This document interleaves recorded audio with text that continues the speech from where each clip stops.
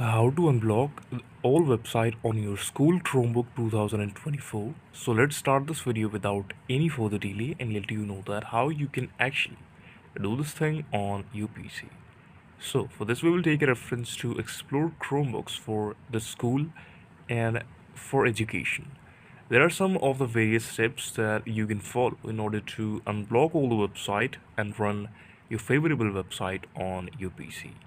The best way to unblock website on a school Chromebook is by using a VPN. It hides your online activities behind an encrypted wall and lets you switch between multiple servers easily to bypass restrictions.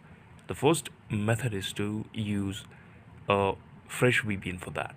Use a VPN, use the proxy servers, and find the site's IP address, use a mobile hotspot, tweak the site permissions, use the mobile version on your PC, and use the Wayback Machine to do this.